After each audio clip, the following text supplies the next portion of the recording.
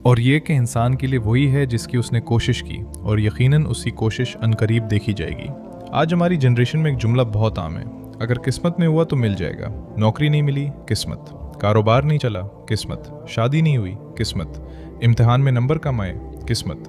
और कभी कभी इंसान कोशिश करना भी छोड़ देता है, सिर्फ ये सोचकर कि जो मेरे नसीब में होगा खुद मेरे पास आ जाएगा। लेकिन इस्लाम में किस्मत का मतलब ये नहीं कि आप हाथ पर हाथ रखकर बैठ जाएं।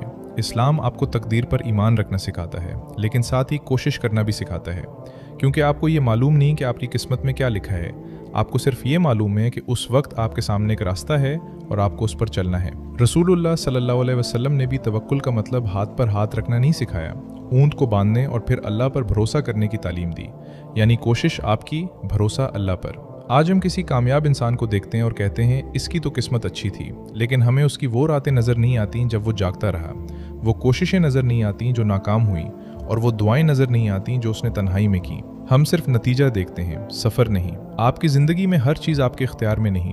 आप ये तय नहीं कर सकते कि कौन आपको छोड़ जाएगा, कौन सा मौका आपसे छिन जाएगा, कौन सी दुआ किस वक्त कबूल होगी, या आपके रास्ते में कौन सा इम्तहान आएगा। लेकिन एक चीज़ आपके इख्तियार में है, आप उसके बाद क्या करते हैं। अगर दरवाज़ा बंद हो गया है तो दोबारा कोशिश करें, अगर रास्ता बदल गया है तो दूसरा रास्ता तलाश करें।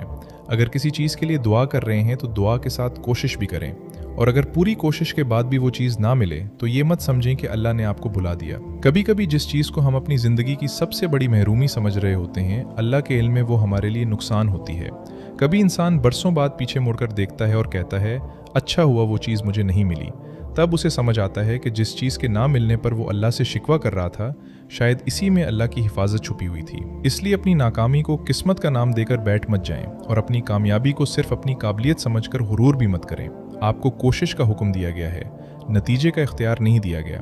कोशिश आपकी है, नतीजा अल्लाह का है। जो मिल जाए उस पर शुक्र, जो ना मिले उस पर सब्र, और जो रास्ता अल्लाह बंद कर दे उसके पीछे अपनी पूरी ज़िंदगी मत लगा दें, क्योंकि तकदीर का मतलब ये नहीं कि आप कुछ नहीं कर सकते।